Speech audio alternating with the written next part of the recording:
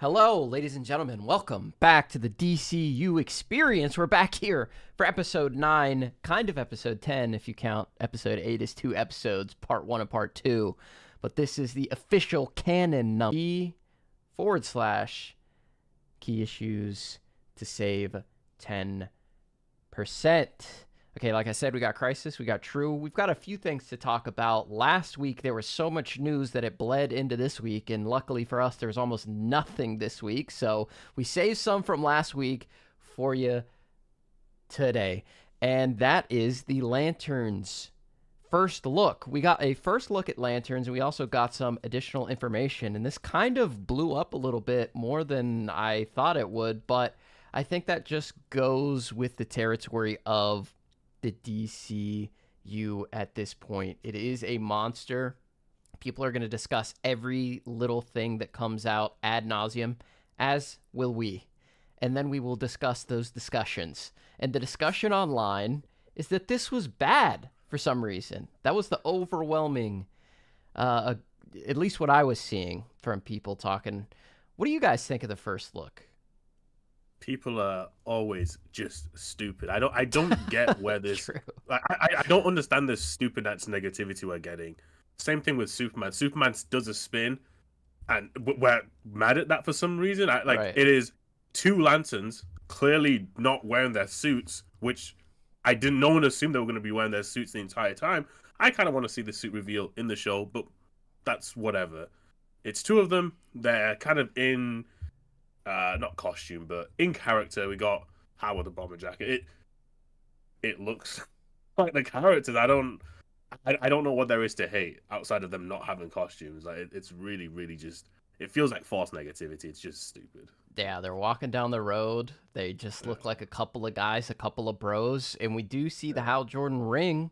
We get a nice look at that, and I don't know, man. I thought the ring looked cool. We had fake Green Lantern fans out here saying, like, all the rings should look the same. And it's like, no, Hal can make the ring look however the hell he wants it to look. And I think it looks fire. It's like incognito on Earth. Like, he doesn't have some giant emerald, like, ring pop on his finger. He's got something that looks like it could be believable, a class ring, something like that. It looks sick. It looks sleek. And it looks realistic to me. I like it a lot.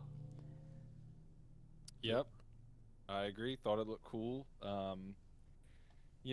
I feel like the internet is just, it speaks out of both sides of its mouth sometimes, where we all want, like True said, as fans, it would be cool to get the reveal. It's not spoiled.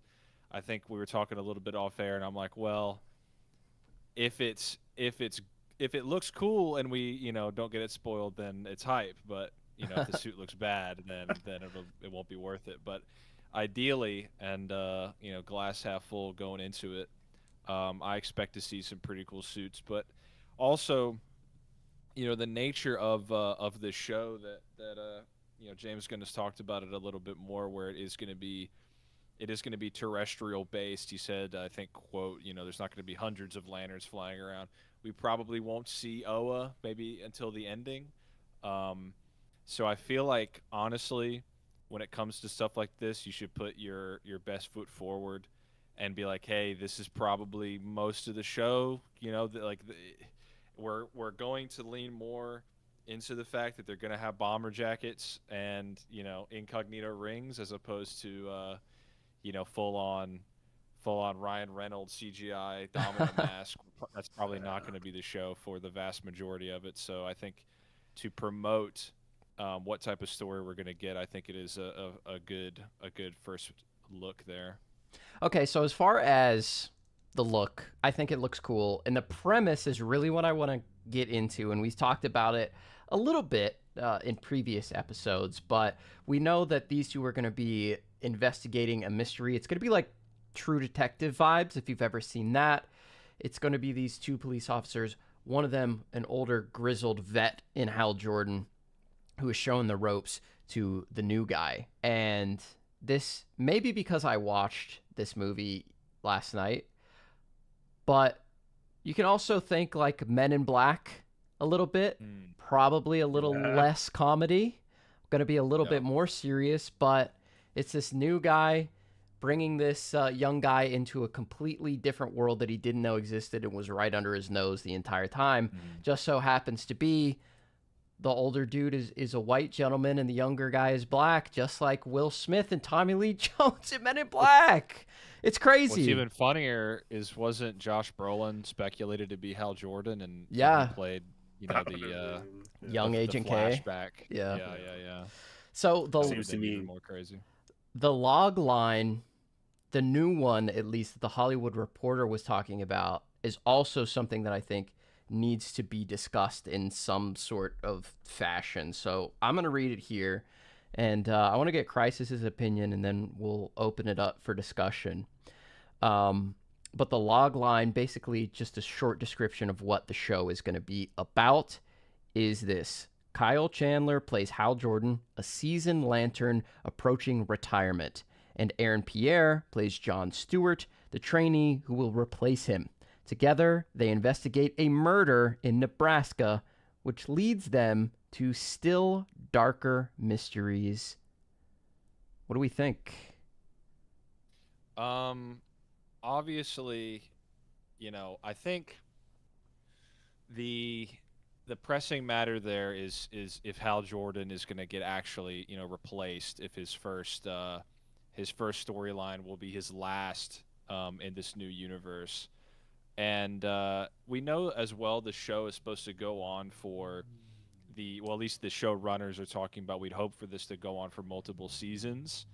And the show is called Lanterns, right? Right. So if Hal Jordan, does get old Yellard at some point, they will more than likely have to have some kind of rotating cast if they want to. We know Nathan Fillion, Guy Gardner will be in the show. And so maybe it's like, well, if Hal goes out, that it's either less likely that's the case because, you might assume that Lanterns would just be the two main characters going into subsequent seasons. But I think, I could see it playing out in a way where, let's say, standard procedure, Hal Jordan's like, all right, I'm up, I don't want to do this anymore.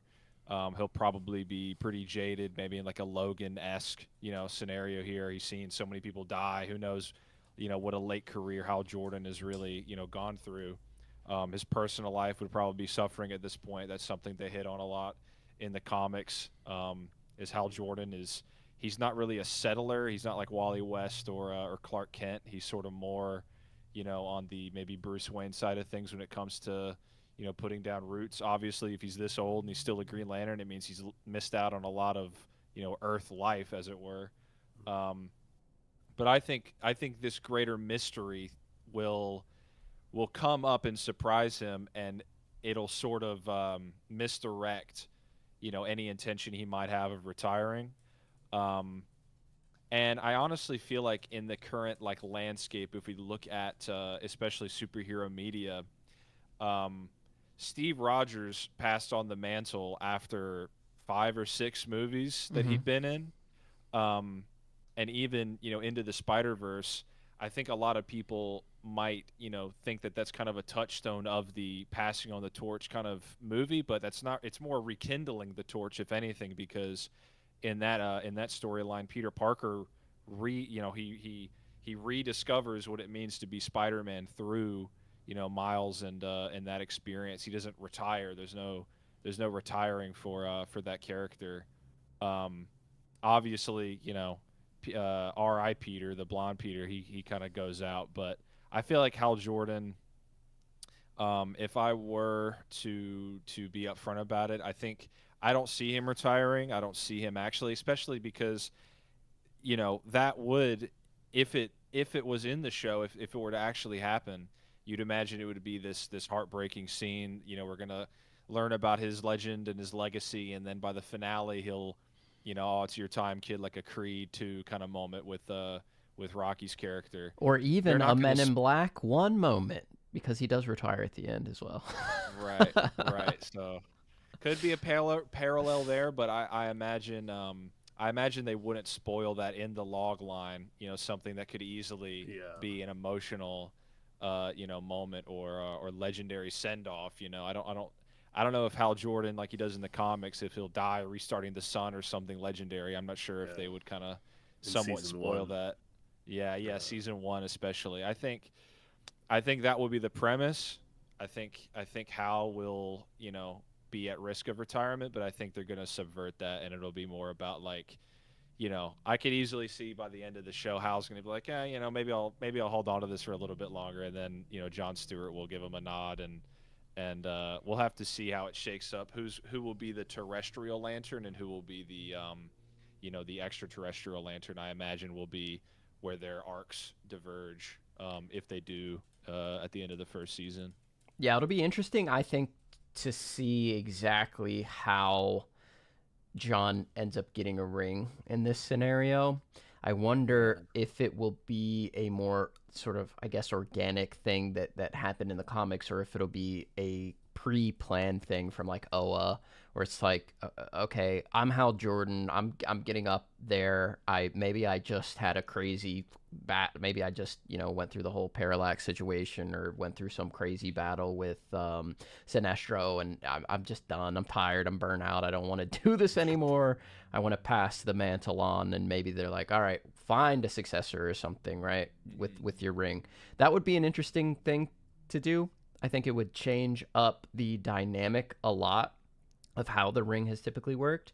But I'll be really interested to see how these two come together, because if it is all right, Tomar-Re died and his ring went to Jon Stewart, even though Hal Jordan and Guy Gardner already exist in the universe, like, how is that going to work? Like, okay, I'm going to show up. Guy Gardner's already on Earth, presumably operating with the JSA or whatever they are.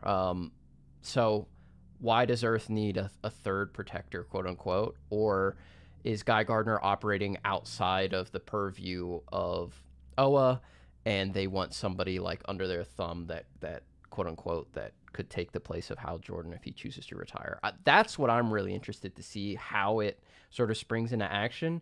The murder mystery, I don't know. That could also, I guess, be Tomar-Re, right? Yeah, it could be the lantern, whatever lantern is killed. That They could do Abin Sur. No. Yeah, that'd be a little strange if It'd be Hal's very- already gotten the ring from Abin. But isn't John's ring Tomar-Re's, or am I wrong there? I can't remember. You're probably I'm not right. really solid in this while. Jon Stewart. But yeah, It is I think, weird. No, yeah, go on. I was gonna say, yeah, it is weird that they're trying to find someone to take up Hal's mantle when Guy exists, and he's obviously younger. Again, it could be like the guy. Is he younger though? Well, he's not. Like a couple Sure, I months. guess. None of these guys are green, right? Like, Right, Yeah. okay. In that sense of the word, no. but I guess true. it could be like Guy is like a wild card, and they need someone a little bit more stable. Especially if Hal has been in some sort of leadership position, then you definitely don't want Guy in that position. If he's gonna have the personality that we have for him in the comics, right? So that could be why they want. Yeah, I mean, it could also just be a situation of the ring chose this guy, and now we're sort of stuck with him, right? Yeah, but he doesn't have the ring on in the. Yeah, we can't. Oh, that's can't true. really see it. Yeah, so it would be. I'm assuming he gets given a ring by Hal, or maybe Hal's just working with he's like a military investigator, and they go to the murder site, and he gets the ring off the body of a dead lantern. Now we're going into a lot of speculation, but I think that could work for whatever that screenshot is. But also, on the point of getting rid of Hal, I feel like Hal is a character that has way too many major stories to get rid of him in a TV show, right? If you want to kill Hal, you can do that later on, but you need to do that in a movie where there's a massive event going on, right? Right. Yeah. So you've got things like him becoming Spectre. Like it'd be weird if you don't do the Spectre stuff. If you don't do Parallax, you're not going to do any one of those stories, and you're just going to have him be gone. It's simply, I think it's too much bait. Yeah. For me to believe that he'll be gone in any meaningful way by the end of this season. Well, what I hope doesn't happen is that sort of trope where it's like, okay, I meet the grizzled old veteran or whatever, and I need him to help me do whatever sort of task I'm doing. and the grizzled old veteran doesn't want to do that anymore, and he's like, quote unquote, the hero that you looked up to. Whether, I mean, this has happened in a million movies, like you can think of Luke Skywalker or whatever, like, aren't you Hal Jordan that like defeated Parallax and like became the Spectre, and like, so they go through that spiel, but they just give us all of these awesome things that Hal has done, but we don't get to see any of it. And then he's like, ah, damn it, you're right. And he gets the ring on one last time. You know, that's not necessarily something I want to see. I would love for the character to stick around. I'm a Jon Stewart guy myself, but that's just because I grew up with the Justice League cartoon, and that's who was Green Lantern to me. I didn't know who Hal Jordan was until I started reading comics. So it was always Jon Stewart for me, and he was just the first one that I knew, and that's kind of just how it works sometimes, you know, the first thing that you see, the first thing you like, it just clicks in your head, and that's what you like forever.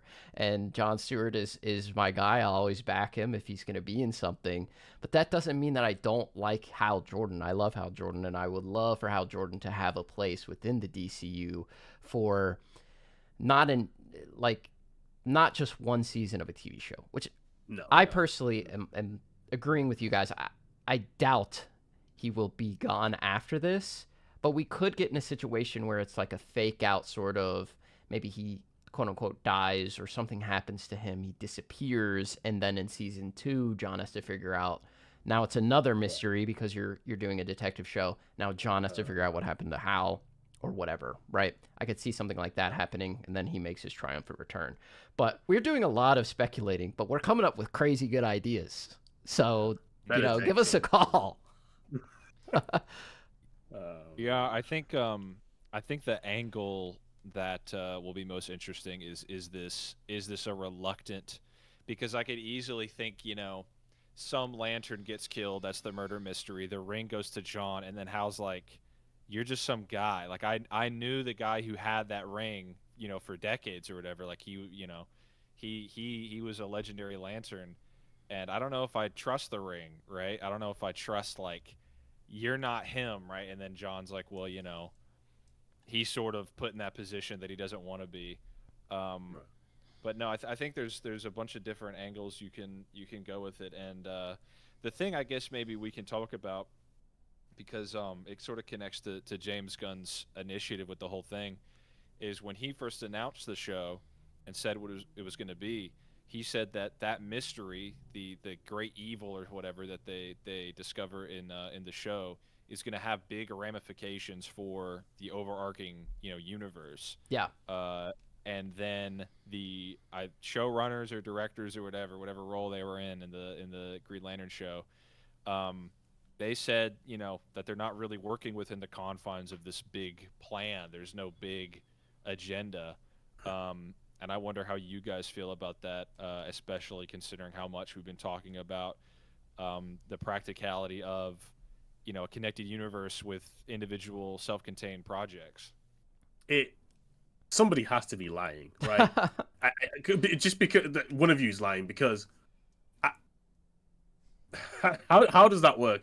Because for me, it makes the most sense that they have a mystery. Maybe they don't fully resolve it, because if you're going to have multiple seasons, it'd be good to have like a through line from season 1 and then take that on, the Hand and Eggs level, for example, right? Take something through, and then that could lead to other major things. But maybe it's a mystery that if you just watch the show, you're satisfied with the answers you get. So maybe that's what they could mean. But then the problem with it is, if it's based off comics, the moment you mention any kind of names that are comic in origin, everyone's going to instantly make those connections, right? Mm-hmm. You say Manhunters, people are going to, oh, okay, this is what we're talking about, the history of the Guardians, X, Y, and Z. So it's going to be very hard to hide anything unless you just make up a new name for something old, but then people aren't going to get that reference. But I feel like I'm leaning more towards it will be connected. It'd be very strange to have something like this just have absolutely no connection to the greater world whatsoever, especially if it's either, it could be something magical, and then you'd be talking about the cosmology, or if it's something to do with space, then we would find out more about, okay, how do these different sectors work, what alien races are out there, things like that. It could be a situation of no one is lying, but only one party has all the information, right? Whereas, like, James Gunn is planning the universe out, Ah, all right. The mystery could be something that he will lead into later that the showrunners aren't necessarily knowledgeable about or have been given that information because it doesn't necessarily tie into their script exactly. Maybe that is how that is going to work, but like James has gone on record recently saying that it's going to be leading into the greater mystery of the universe. So I doubt highly that there is no major connection to anything. I think it just is they don't know what it is and don't necessarily see the forest for the trees right now. You know what I mean? That's weird. How are you going to set up a mystery and then because then that's I mean I could see it where James is like, oh, set X or Y up, and they're like, oh, okay, this is the mystery that we're setting up, but he really means to use it for something else. But then now you're lying to your directors, and I feel like that seems a bit strange, right? Like, because then I'd be kind of like, okay, listen, just tell me the information so I can write this better, right? Because if I know where it's going to lead, it's easier for me to set things up or write it in a way that leaves things open versus if I'm just writing, okay, I think this is a self-contained mystery. I put a lot of like very hard, like, okay, this is what happened. And then later on, we're gonna have to go back and say, maybe oh, he you just know, doesn't the White trust House was wrong. the ability to keep it a secret, man. I don't know. It could like if it is leading into the Infinity War Avengers Endgame type Justice League movie. Yeah. Then I don't know. Maybe you want to limit the amount of people that have access to that information. Maybe not the directors or the writers necessarily, but everybody on the production crew. It's really early for that kind of information to get out. It would be really bad if that happened right now, especially since we don't even have Superman yet. I don't know. Yeah. But I mean, James even has then, been in that situation before, right? With Kevin when he was like, "Hey, I need you to put like the oh, Power Stone in Guardians 1." oh, Adam Warlock, right? Yeah. It's. But then my question is, what type of mystery could they possibly add that the moment they say one of us three doesn't figure out instantly? Some kind of Green Lantern centric, and I feel like that's Right. another angle is we know that this isn't going to be based on any specific story, Mhm. and so I feel like that might be a little better for like we're not gonna be able to accurately guess what's going on necessarily, and it's tough because you think about like Green Lantern stories that affect an entire universe, right? Like that trickle down to the Justice League. Oh, I think Blackest Night, but I think that's too early. very Yeah. early, yeah. It's way too early. That story works because of decades of continuity and characters dying and coming back. Um, Mongol? so yeah, I mean, there's so many. Once you broaden it, and you're like, okay, well, there aren't too many Green Lantern stories that can do that. To the whole universe. You're like, well, maybe extraterrestrial, and yeah, you think Mongol. It's just tough. The Yeah. little we do know about the show implies like a Thanos type villain, right? And so we think Darkseid. I think we all agree Darkseid is too. He's not a Phase 1 threat, for lack of a better I term. don't want to see any of those kind of guys early on, not to cut you off, like Mongol or Darkseid, Yeah. just to avoid Thanos comparisons for as long as possible. I think it's But inevitable, but do something yeah, else. And we've been talking for about sure. villain teams or whatever, but yeah. And we know Sinestro will be in the show, and he's a perfect addition to. We have Lex Luthor, Cersei, possibly Sinestro. Sinestro. Yeah, like Gorilla Grodd. the We're Gorilla building a Grodd. team here, right? Yeah, the Building a Infinity team. Gauntlet of classic, Yeah. Legion of Doom. That roster is pretty much Oh, all canon at this point, right? that's a classic, yeah. Yeah. Just missing and cold, I think. Yeah. Well, so we Grodd for Flash, Cersei for Wonder Woman, Lex for Superman, Clayface for Batman. I'm not sure if that's going to be his primary intent. Who was it on the Super Friends for Batman? Wasn't it just Joker? Or am I wrong? I don't think Joker was in the Super Friends. I'm sure Joker showed He might up have been in here. an episode, but I don't think he was part of Scarecrow? the main. I think you're right. I think it It was was Scarecrow. yeah. Well, they could listen. Scarecrow probably has as much capital as Clayface, to be honest. More. Yeah, more with the Dark Knight trilogy, right? But and Arkham actually. I think So, even Scarecrow's just Clayface is not him compared to Scarecrow in my opinion. Well, they have to up his stocks with this movie. Maybe Yeah. you know. He's about to Maybe become the it'll most be popular good Batman enough. villain. The Legion of Doom. Yeah, I would be cool with that. But I would also love to see like all the heroes getting lantern rings as well.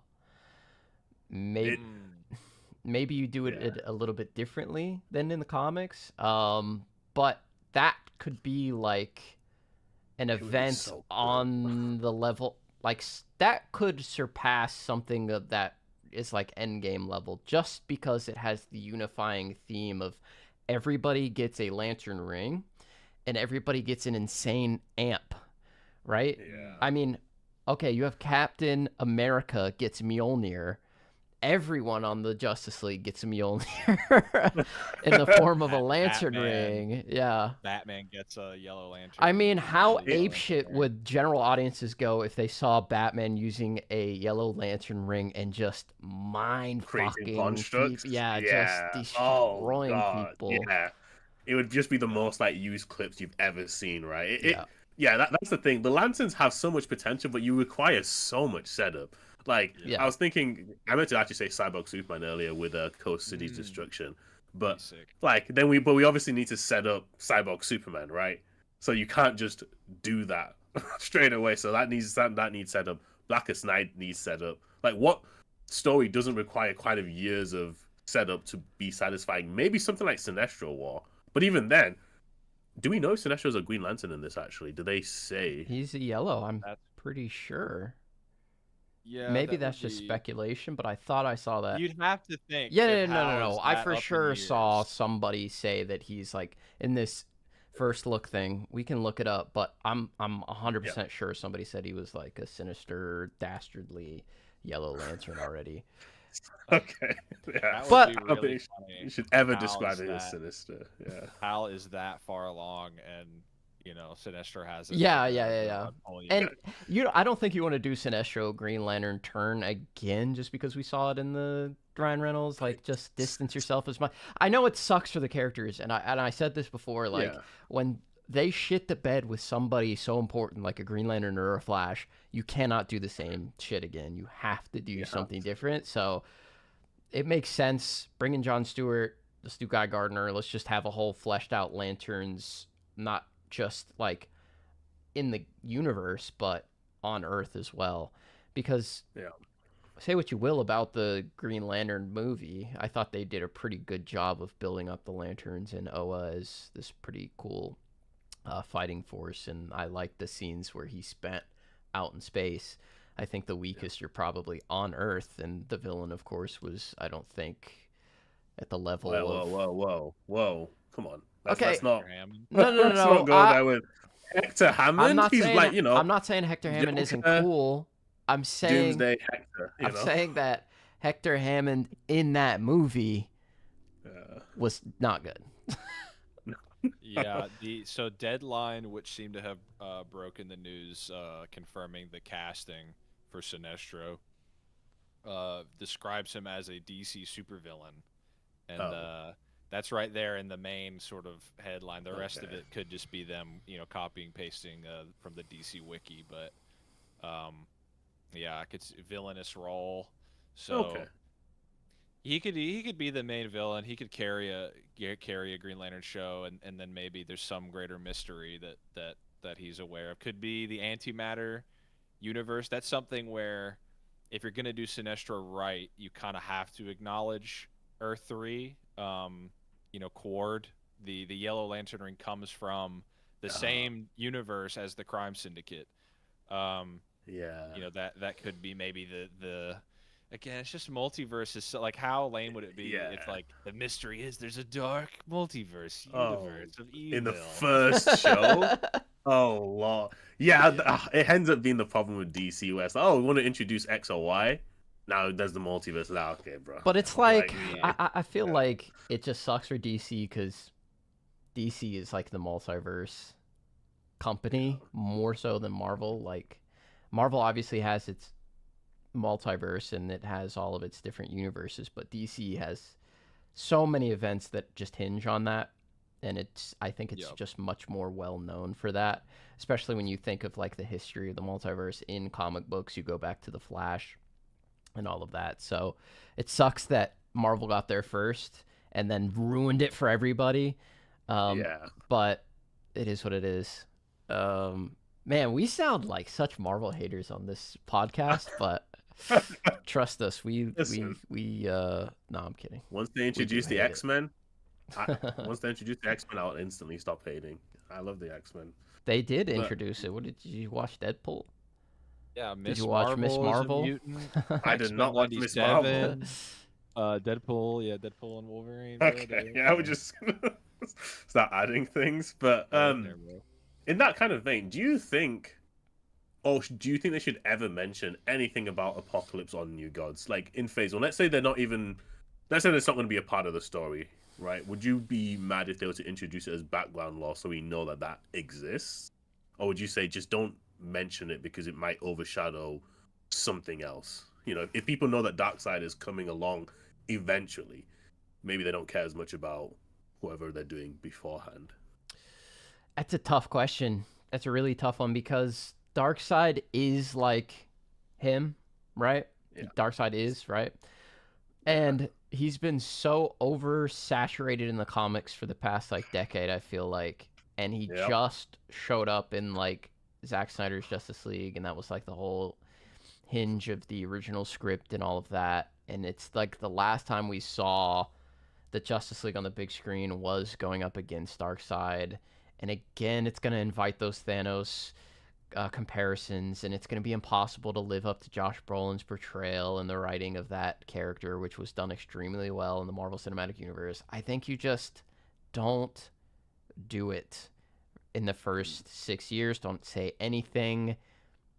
If you want Darkseid to be the dude, maybe the next big event, the next like Endgame, quote unquote, if they want to do it in like 5 to 6 year periods instead of this, like, because it took like 10 years for MCU to get to Endgame. If you want to do an Endgame type thing every 5 years, I think that makes sense if your schedule is as tight as they are saying it's going to be, which I guess leads us into the next topic of Starfire is not going to be part of the DCU canon. It's going to be in Elseworlds. So I guess all of the animated series that they've announced officially that have a green light are Elseworlds, other than Creature Commando Season 2. We have Blue Beetle there in the background, which has not officially gotten the green light. We think it's going to happen. We're pretty positive that's going to happen. We have no insider information, so don't. Maybe one day we will, but right now we don't. But we're pretty positive that's going to happen. But with this news coming out, I was extremely disappointed by it. I said I would be if this were going to be the case. And it's just... They've been pretty transparent. I need more transparency. I need to know exactly what it is. And we need to establish the DCU, as in the Connected Cinematic Universe, as one thing and Elseworlds as another thing. We need to know which is which when these things are announced, in my opinion. As Crisis said last week, calling it the DCU was a mistake because it just references everything. Because this is the DCU Experience. We could just talk about the comics that came out this week, and technically it's right. DCU, right? It's just, or if you're gonna do the Elseworld thing, give it a brand DCE, right? So then we know explicitly whenever you announce it, give it a little logo, and then we can just be okay. There's no confusions here. We can I like DCE. Our merit day, right? To have DCE, and then announce things that way. It is disappointing because now we don't get another perspective that I think would have been very interesting, and then led into a lot of really cool stuff. But hopefully the show's still good, right? I mean, I can still enjoy a show if it's, by itself. It just feels like, we know that character is going to be in the universe. We know Starfire exists. We know we're going to get Titans, and for all the reasons I said last week, that it would have been really cool to get that, to get, you know, more backstory to flesh out the later appearances. For those same reasons, it's disappointing that that's not going to be the case, and it just feels like, you know, it's just going to be kind of disposable. And I have a feeling that that's why they don't want to say what's an Elseworld, why there's a lack of transparency, because they know that that's how it's going to be perceived as. And, you know, when you're building a universe, you want there to be a cohesion. You want it to be, you know, all connected. Or else, what's really the point? You know, why aren't we just in the 2000s again, where the Nolan trilogy, you knew that was a reboot and its own thing. You knew that that wasn't the same as the Batman cartoon, you know, that was coming out. You know, Teen Titans was most likely disconnected. Like all those products were all just in their own universe, all self-contained. You know, I feel like, honestly, just pick a lane, just do one or the other, because it's like all that money, all that talent, all of that, you know, creativity could have gone towards fleshing out this universe, which, if you want to have MCU-like success or beyond, we're going to need to start seeing some capital work towards, you know, fleshing it out or surpassing it. As far as, you know, we got Creature Commandos, animated. Dynamic Duo is probably not going to be DCU. I mean, at this point, we have more projects confirmed that aren't canon to this new universe than otherwise, or it's at least close. Yeah. And I think that's kind of lame, to be honest. The hype and excitement is around the DCU, right? Not these other projects. The DCU on the Batman, because it was a pre-thing, right? Right. Yeah. And they need to be transparent with it, right? We need to know, but I feel like there's some hesitation there to call something an Elseworld, because you know, it's like Penguin. I don't think, did that even start with an Elseworld logo? Did that get like any Elseworld fanfare? Was it just DC Studios, you know, and then into the show? Like, I don't think the intro to that. I don't think we've seen anything have an Elseworld. Like, the Teen Titans Go was named early on when James Gunn was describing the slate for Phase 1. He said, yeah, you know, Teen Titans Go, the Batman, those are Elseworlds. Not every episode or a single episode of Teen Titans Go starts with an Elseworld. You know, I mean... Yeah, it'd be sweet to get like a DC Elseworlds, like just 5-second logo at the start, just so people know. Yeah. And that's the thing, too, why I think Elseworlds is kind of a misguided banner as well, because... And, you know, historically speaking, with the books, an Elseworlds was like Batman's a pirate, or Superman is, you know, in Mad Max, or, you know, like they're all dinosaurs. They're all dinosaurs. Go said Jurassic Park. Go read that. Anyway, keep going. Yeah. Those were the universes that were Elseworlds. But what we're getting, you know, presumably a Starfire self-contained adventure across the galaxy, that's not explicitly something that, you know, the Starfire that we saw in Creature Commandos could not have had as part of her history, right? Yeah. Elseworlds should be this is incompatible, or, you know, it's a complete, like, Superman Red Sun, that can't be main Superman, you know, and that label grants you that freedom. But it just seems like a waste. It just seems like a waste of time. And I'm sure the shows will be good. I'm sure they'll be entertaining in their own way. But I mean, yeah, we gotta start seeing some forward momentum here. It's you know, I just don't know why not. Why if you're gonna greenlight these projects, that's the real point. Just seems. Yeah. It has to be something like that's exciting for the reason it's getting greenlit, but it's not exciting enough to be in the DCU. That's the like thing that I can't sort of make sense of in my head. Is it going to be like, okay, somebody came up to James and Peter and said, hey, I have an idea for a Starfire show. It's going to be aimed at little girls, and that's what I want to make. And they're like, all right, go ahead. I don't have a problem with the Starfire Elseworlds series. Starfire is one of my favorite characters in all of comics, being a big Teen Titans fan. My only issue is just what Crisis said is the forward momentum just seems to be slowing down a lot. And if we're going to be getting 2 animated series a year and 1 animated feature a year, why haven't we gotten one that has been announced that's going to be in the DCU yet? Like, that's 3 projects per year. And obviously we're going to get Creature Commando Season 2, which is coming out, next year? I don't know. 2 years? 3 years? So if we're going to start getting 2 animated series a year, I don't think that's happening this year, is it? No, we have 3 that, My Adventures with the Green Lantern, that's going to be in the, Superman, My Adventures with Superman universe. Mm-hmm. DC Superpowers sounds even more infantile than Starfire. That's going to, Principal Martian Manhunter at the super school. Yeah. That's DCU. 100%. Oh, you're right. You're right. I love that. I want all that. I don't care how stupid it is, but we need to start committing to this universe. So there are 3 animated shows. Well, I guess My Adventures with Superman will be a DC Studios thing as well, right? So that's probably one of them.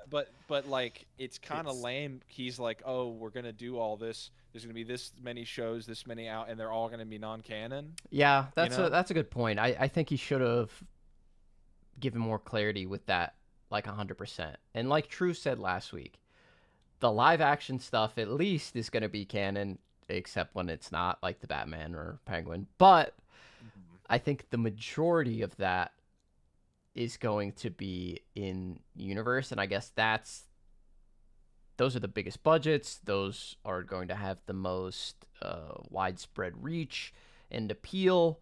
It's going to be the live action stuff, so maybe that's the plan.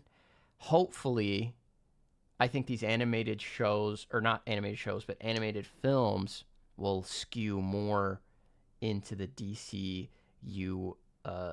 connected universe, as it were, rather than being Elseworlds. But the only one we know about is Elseworlds. So yeah, I don't understand how they greenlit the Starfire show to be not in the world, because Superman, the next season of My Adventures with Superman, it's already ongoing, it's already popular, you're gonna let it go on. That's fine. My Adventures with Green Lantern is a weird one, but then again, we know that they have storyboarded a lot of stuff ahead. I think one of the directors of the Superman show was talking about how they already had season 3 planned way before season 1 came out. So okay, maybe that was already planned out as well. So yeah, let's say that world is already planned out, so you don't want to cancel it. It's doing well. This is not part of that world. This is something brand new. Mm-hmm. So then why are you greenlighting it and then not having it be connected? Because again, it sounds like this is a pretty standard Starfire backstory, right? It doesn't sound like it's Starfire is part of a pirate family in the start as well. Yeah. It's not something so drastic where it's like, this is an interesting idea. Let you have you run with it. It seems like, this is Starfire's backstory. But yeah, it's standard Starfire, but it's not in the DCU. It seems like his instinct almost is like, he doesn't have an imperative to make something canon. Like, the Starfire person pitches the thing and he looks at it, he's like, you know what, let's just make this fit, right? It seems like it's almost the opposite, right? Where he gets Dynamic Duo and he's like greenlighting more things that aren't canon, than otherwise. It just seems like that's not really a goal here. It's not really a goal to build out the DCU. My Adventures with Green Lantern, I'm a little bit more lenient on, because we know we're getting a proper canon Green Lantern show. Mm-hmm. But I'm like, man, it's such a missed opportunity, because we're gonna get a Titans movie, and how cool would it be to have a Starfire animated cartoon and a animated Dick Grayson movie to flesh out that world. Yeah. And it's like, the only, I guess, silver lining is, cross-referencing what we know about Dynamic Duo, where he got the story and he's like, this is really good, but I don't think it can be canon. I don't think we can, roll this into the timeline, and sort of be like, well, all of these projects and all the characters we know that are in them that are being designated ostensibly Elseworlds without just outright confirming it, all of those must be out of continuity because he has plans for Martian Manhunter or Starfire or Jason Todd. That's the only silver lining, is he's like, I can't make this work. But I'm not sure if that's really how he's thinking. I think he's like, this is really good. I have nothing to do with it, so go ahead and make it. But like, my universe, I want to oversee the writing of Batman Brave and the Bold. I want to make the first movie. I want to make the first animated series. I want to write and be super involved with all those. Everything else, it's like, I don't know. It just doesn't. I think the bumming me disconnect out, for me a little bit with the Starfire thing specifically is, what about this? And maybe it's just not it's a problem of us not having enough information. What about Starfire makes it or designates it to be an Elseworlds and get the green light from the production company that is making the DCU connected universe? Because I understand the Dynamic Duo. It's like a groundbreaking technology. It seems really interesting, unique. It's something that you want to make and get out there, and it looks like it'll be, just based on what I've seen from this production company, which I had never heard of before this movie got announced, but it all looks really, really cool. And regardless of whether it's in the universe or outside of the universe, it's going to have mass appeal based on style, aesthetic, look alone. And I'm one of those people that's would be interested in it regardless of whether it was not a DC property or not, right? I love sort of like puppetry, claymation, stop motion, stuff like that. It's my jam. I would go see it anyway. So that makes sense to me. My Adventures with Green Lantern makes a lot of sense to me because My Adventures with Superman is really good.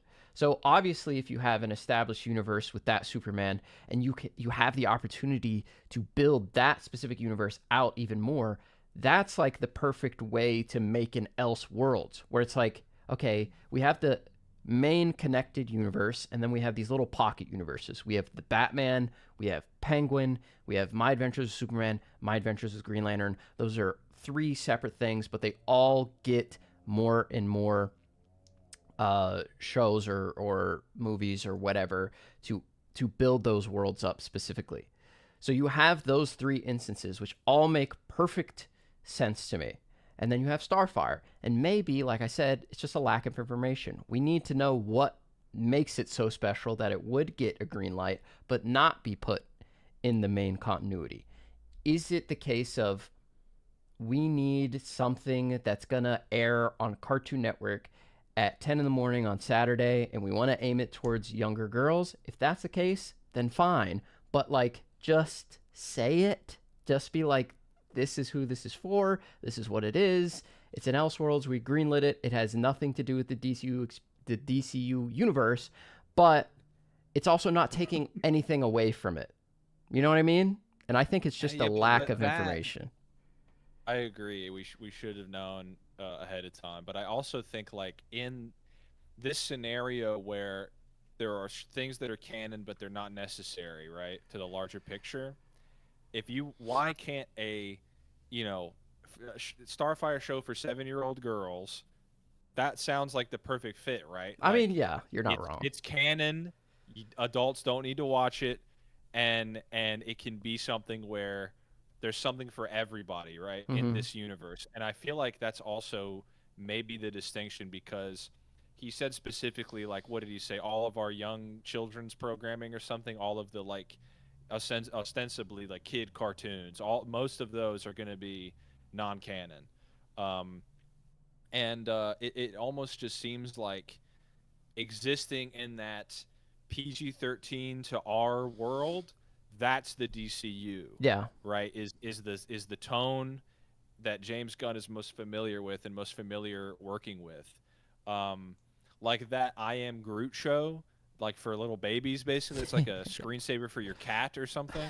Um, he had nothing to do with that, right? And he's Right. like, I don't care about that, right?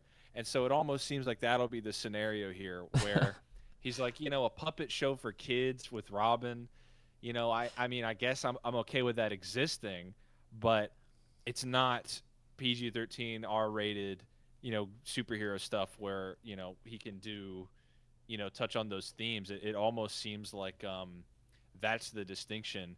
And to me, I think it would be a lot cooler if those barriers were kind of broken down and we could get literally any type of story. And because I don't think if the DCU is going to be a universe familiar to comic fans, right, where it's like we get new stories, but that's Hal Jordan, that's John Stewart, that's Kal-El, Clark Kent, Superman, right? Um, I don't foresee, unless it is something like they're all pirates or something.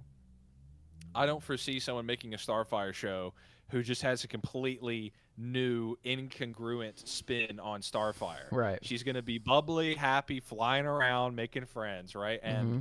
I don't get why you can't just say this. That was earlier. If we want to be more serious in the movie, just be like, here's a note. James Gunn gives the Starfire people a note. She's 12. Yeah. And Yeah, no, I for don't sure. get it. I don't understand. No, I mean, That's if you go confusing back me. to the example that we've brought up in previous episodes, and it's Star Wars, which never leans into R at all, kind of stops at PG-13, but it also goes all the way down to baby cartoons. And Yoda is the star of And these Lego. High Republic baby cartoons that are canon to these stories that it's just as canon. Yoda hanging out with these little baby younglings and doing little fun adventures every week is just as canon as Darth Vader in the comics, like mutilating people Slaughtering, every yeah. single week, Yeah. right? Those exist in the same universe, and it's fine. And I'll read the Darth Vader comics. I won't watch the Baby Yoda show, but I know that Yoda and the High Republic and all those little younglings, those are canon, and that's fine with me. They're out there. So It could also. yeah. Go ahead. Cause I was gonna say, I wonder how wild the show gets. Because I was thinking, yeah, you could, but then if it gets to like Teen Titans Go or like Adventure Time levels where it gets to the point of things like Looney Tunes as well, maybe you just can't have that tone Right. that they want, where people are just doing the most absurd things, Yeah. right? And then keep it in with the verse as well. Maybe then you'd have to neuter what the show is actually capable of doing. I if it's just gonna be need, a full yeah, I just need to see what it is and why it couldn't be. Like, I understand why the Batman isn't, but that again was made previously. I understand why something like My Adventures of Superman, even if that was greenlit today, wouldn't be canon because it's just a completely different universe that's like based on the technology, really. Where all the villains have some sort of tech, right? And I don't think anyone would like that if that was like the main universe that was being represented. But as like in Elseworlds, it's a cool idea to explore, right? It's not the main Superman, but it is a cool Superman story that everyone can enjoy, and we know why that's not. So again, I think it's just info. But if it is something that is just okay, it's for little girls, I think I'm on the side of Crisis here. It's just like, I'll watch a little girl show, I guess, to get some DCU content. Yeah, they blow up a planet or they do some Looney Tunes stuff. That'd be like, let's go, bro. Yeah, scaling. She Starfire. sneezes and obliterates a universe on accident. Yeah, dumb. I mean, Epic there gummy. you go. Yeah, I just But, I don't see a world where just be like, can we, just a note again, she doesn't create a hole in space time, but maybe she can blast a hole in a wall. It just I don't know. I don't see why it just seems like a lack of drive to build out the universe, right? And I wonder how much of that is like a trust thing, or James is like, narrowing his focus to manageable levels. Yeah. Where he's got a bar of monitoring that he knows he can clear, and he's like, I can't do 3 cartoon series. I can't make sure they don't do something stupid or crazy. Every week I can't do that, and he's not willing to delegate. But yeah, I don't know. It's a bummer to me. I want to ask as well. When we had the DCEU, the CW was still going on, but they were very clearly delineated. Where CW was TV shows, DCU was the movies. But if the people had it their way, they would have the CW would have been canon to the DC. I mean, it is canon. I mean, yeah, you're right. You saw the yeah, right. So, but like now we're gonna have the point of we'll have an animated show, and then we'll also, let's say Superman shows up in whatever animated show. Let's say he shows up in season 2 of Creature Commandos. Do we now get more people being confused of, oh, well, there's 2 Superman in animation? Right, let's say my Adventures with Superman and the season 2 of Creature Commandos comes out and both have an animated Superman. Do you think there'll be any confusion there, or do you think people are up to snuff at this point? Well, that's why you need to stress Elseworlds. That's why you can't call everything DCU. If you DC called it an Studios, Elseworlds, yeah, or DCU, yeah, or I mean, I think DC Studios is even too, because people know Marvel Studios means MCU, even if it's like, like all of the multiversal products that Marvel have put out have bearing on the main timeline or are very affixed to it, so I don't know, it's annoying, and I want to be excited about Green Lantern, but then nearly the same day, it was like 2 days before or something, I get excited for these shows, and then now I'm disappointed, and you need to just come out of the gate and say, this is a Elseworlds, these are Elseworlds products. And then again, just coming back to it, we were all excited, maybe hesitant a little bit of like, we're going to do 2 movies and what was it, 4 shows a year? Yeah. I don't know. I'm gonna just assume that most of the shows are gonna be, little pocket dimensions or season 2 of Starfire, Yeah. So yeah, that makes it way less like, oh, there's a lot of content. It's just, okay, there's like half the content. That then it also goes to the point of, they said 1 animated movie a year. We know one of them is going to be Dynamic Duo. Does that then mean we're actually really only getting 2 movies and 2 shows a year? Yeah, like in the DCU. In the DCU, right? Like, well, 1 movie and maybe a Batman Elseworlds movie, and then that's true. Yeah, 1 show like Peacemaker or Waller or Lanterns or whatever.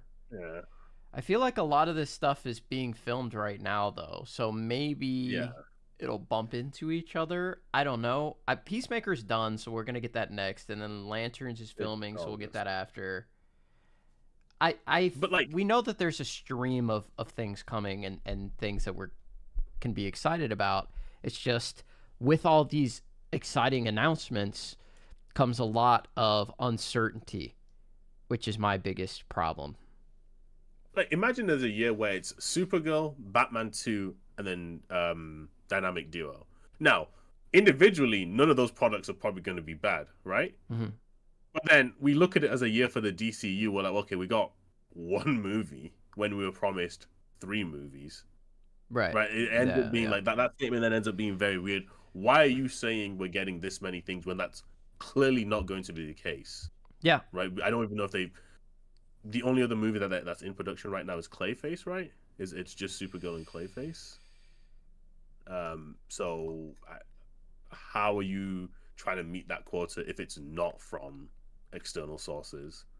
Which we probably should have thought about when we were talking about it, but we just assumed that everything that was announced outside of My Adventures was going to be canon, which we speculated. We said, it might be just little baby shows, right? Like the Principal Martian Manhunter, but yeah, it kind of deflates the excitement if most of these things are just because, and we're all fans of DC in general, And we've also been conditioned, like I said, for all up until now to just expect everything to be like in a little pocket dimension. Um, but one of the key exciting, things about James Gunn getting everything in order, and honestly, it's a bit of false advertising because he's like, movies, shows, and games all in the same universe, and now it's like, you know, it does not that's not quite what we're seeing. We have one show which was going to get made, with James or without it, right? Like if he didn't become the head of the company or whatever, the head of DC Studios, that show probably would have still come out, to be honest, just as like a semi sequel to the Suicide Squad. And then Superman and yeah, like if any of these shows are good, we will watch them, but it's just kind of like, why not though? Why Yeah. not I put them mean, in the we're universe? not Why not? upset that DC is getting more stuff to watch No. and enjoy.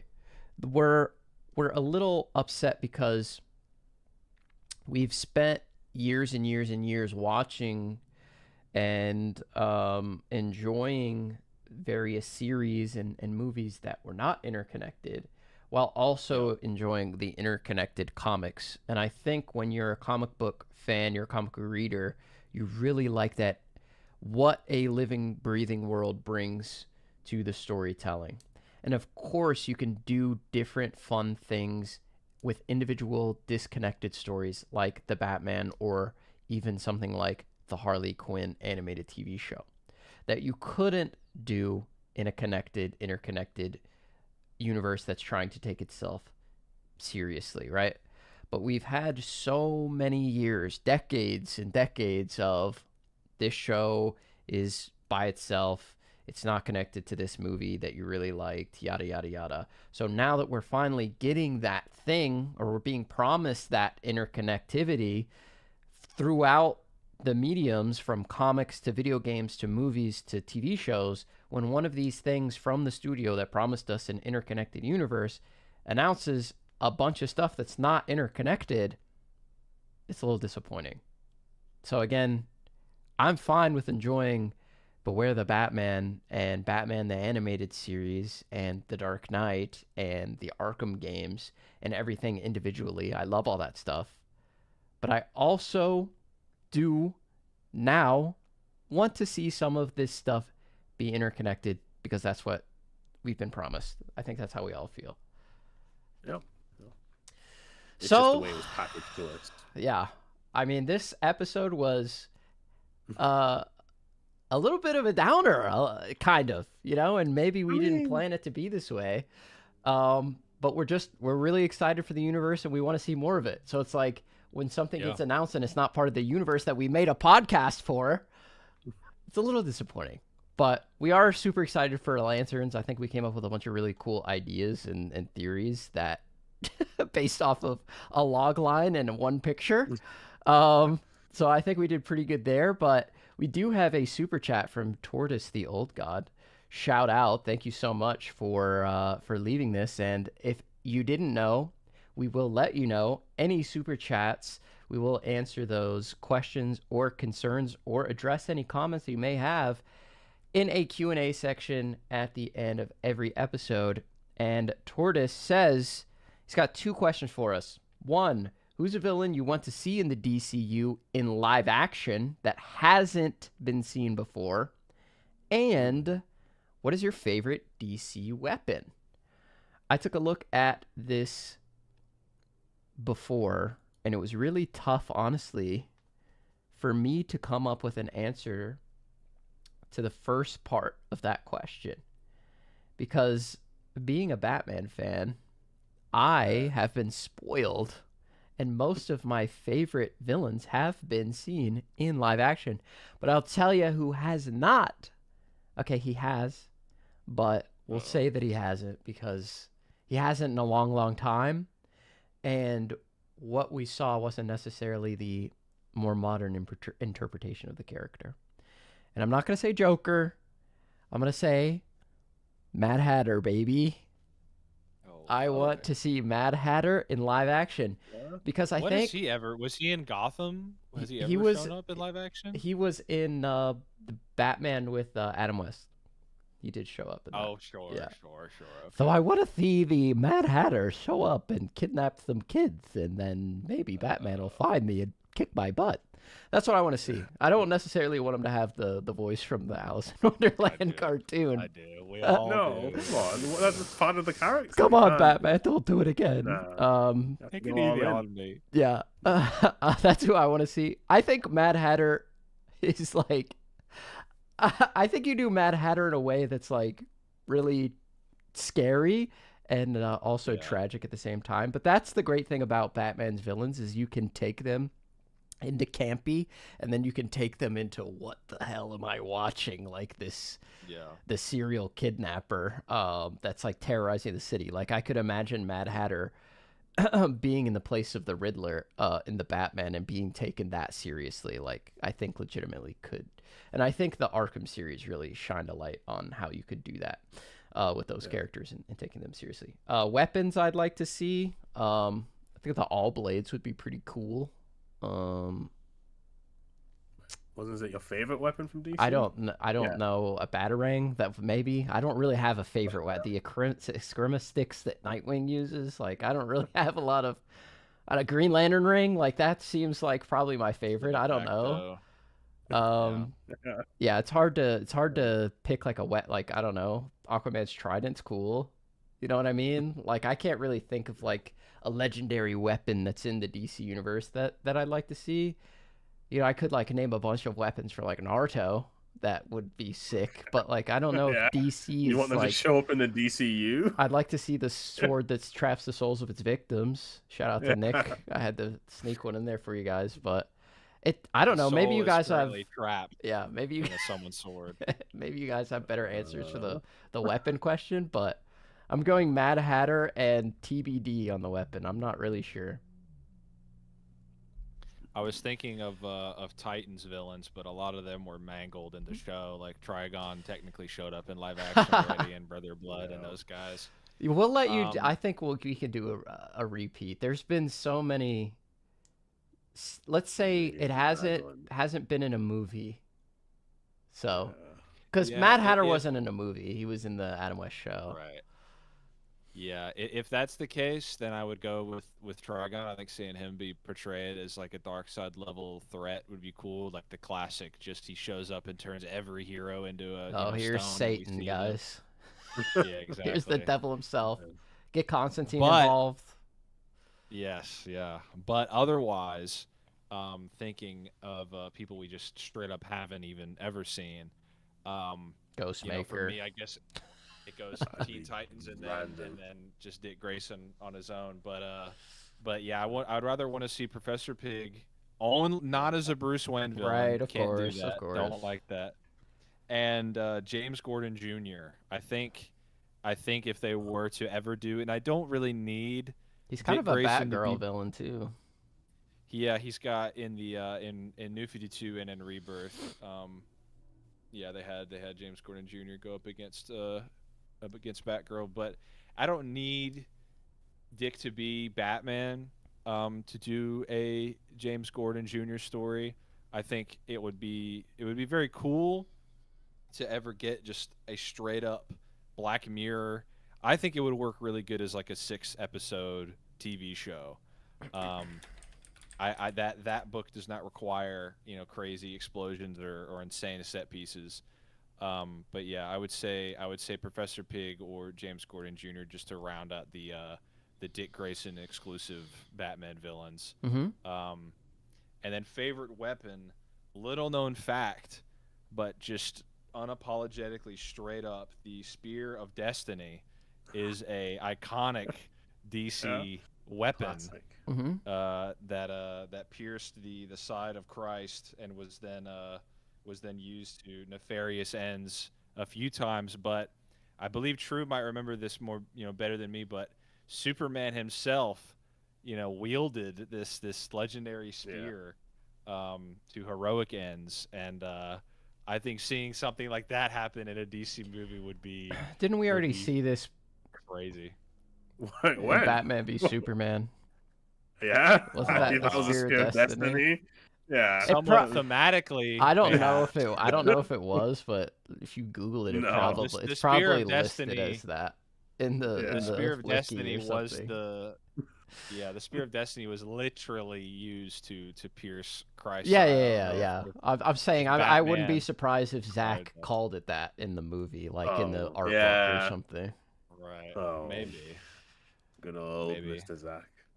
All right, Yeah, True. What do you got for us? Listen, He said it's my time to give us something not Batman related. I think a character that we haven't seen that's pretty interesting. I think Cersei. You guys know that Wonder Woman? Oh, whatever. Yeah. No, but on a serious note, I think I would go with Upside Down Man. A little bit more recent villain, but I really like the magic side of the world. I do like them beating him by making him stand up straight. So I think it'd be a very, very cool.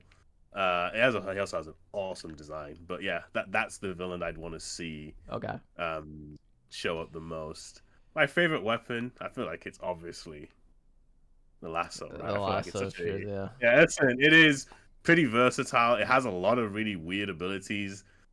She can trap you inside it, repel souls and purify. I think it's a really cool weapon. A lasso that traps the doesn't souls of its victims. It actually does do that. So, yeah, I hope they make it more than just telling the truth, give it some of its magical properties. But Hey, they those are made my- it sizzle a little bit in the DCEU. when Burned you kind of. Yeah, it burned in the first not movie. comfortable. It like got really hot. oh. So It there you also go. had like There- universal There you It was imbued with like a universal truth or something, and Oh yeah, I remember this scan you got. Yeah. that where like all the gods were like Yeah. universal out of nowhere from a Yeah. guy, like a random statement from the Wonder Woman 2. Oh. We just ignored it Yeah. completely because it broke the scaling of the verse. Yeah, didn't Zeus go from like large islands, Muni or whatever it was? Yeah. And Oh, moving man. on into the next reality, the next universe. Just leave that where it lies. Yeah, let's leave that in the past.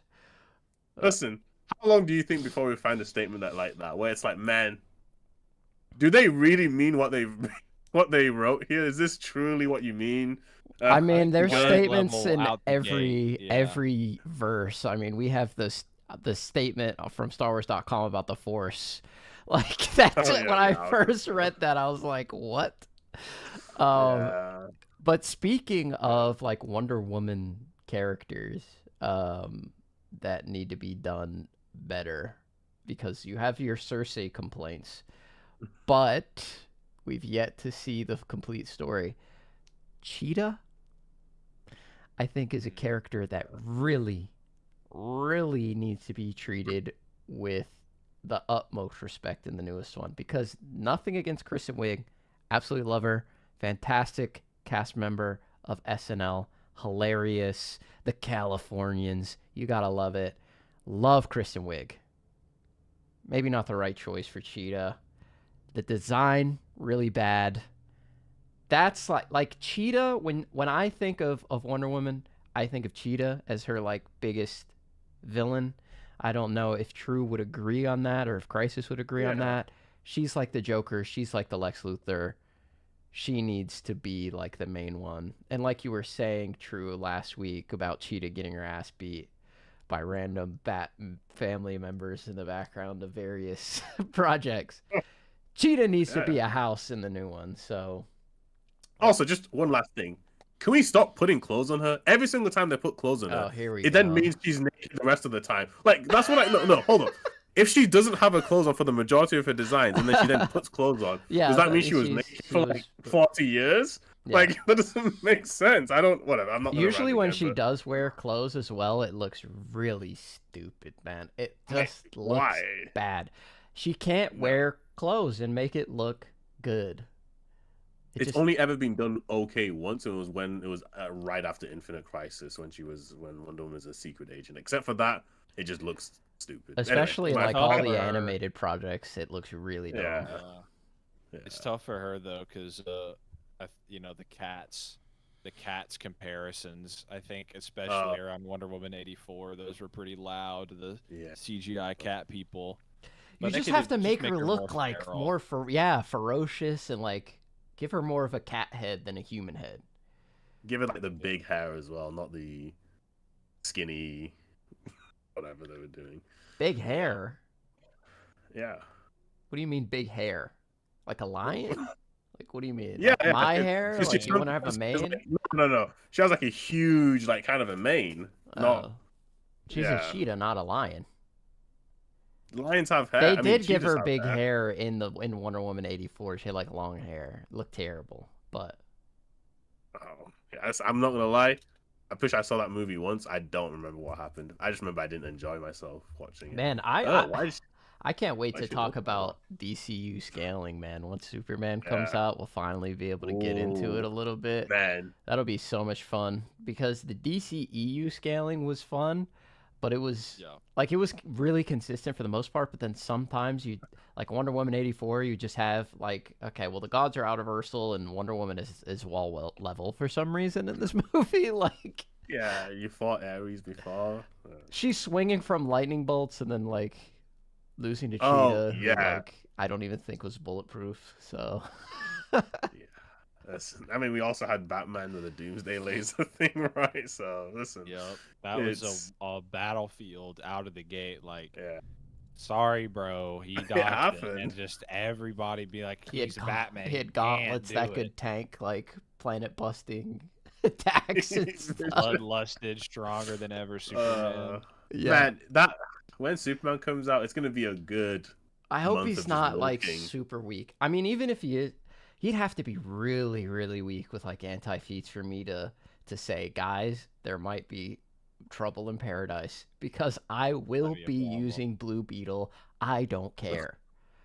Well, I mean, he might do weak feats and then just he's stronger than Blue Beetle, you know, just sniff that copium a little bit, but I don't know. Because then you're going to run into a Thor situation where it's like, okay, in the Council of Godheads, he's like, I don't know, like a galaxy level or whatever, and then he's like getting slammed into a Fiat 500, and it's not even like crumbling it. So I hope that doesn't happen. I don't know if James Gunn is a scaling head, but I would think no, because we're already kind of coping a little bit with like Frankenstein and the bullets. So yeah, I mean, that one is so weird. He did not direct that show though, right? That might be the distinction. He wrote it. Yeah, but he does very often compare people to other people. You know, he said Adam Warlock is close to Thor and Captain Marvel. He said that the one random like 5 or 6 fingered guy from, you know, the first Avengers who was in Guardians 1, he said, oh yeah, that guy's strong as Loki, and then Ronan like one-shots him. And he's gone on record many times saying the Guardians beat the Avengers. So I feel like when it comes to like who would win, he's very, you know, he's opinionated about that, but maybe not like he's low-key spitting on the Guardians versus Avengers. Yeah, you know, that wave, right? And to be fair, in the first Guardians, he introduced planet-level Power Stone just for the hell of it, like and moon-busting rocket weapons. Moon gun, yeah.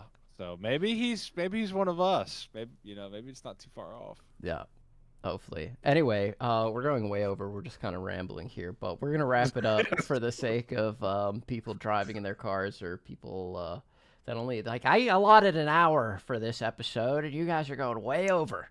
And now my wife and kids are yelling at me. They want me to get off the computer, and I gotta go. All right, so shout out to all you people that are being berated by your families for staying late. Really appreciate you. Each week we're getting more consistent concurrent viewers. We're not to the peak of the peak powers of the Key Issues podcast back in the day. But once we get around 100, and I think we'll get there as long as the DCU delivers, we're going to be here every single week bringing you DC news, reviews, and power scaling, of course. We will be back next week unless absolutely nothing happens between now and then. And you never know. They could drop Insano news. We could get a new look at Supergirl.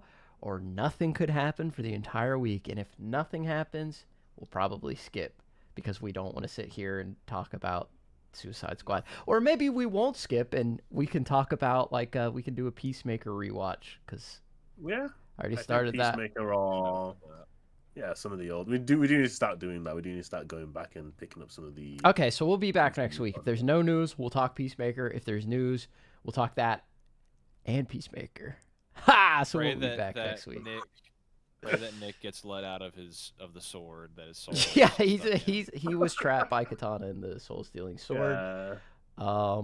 But hopefully we'll get that figured out by next week. Thanks everyone. That's mine.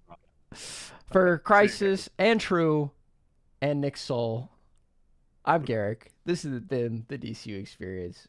We'll catch you guys next week.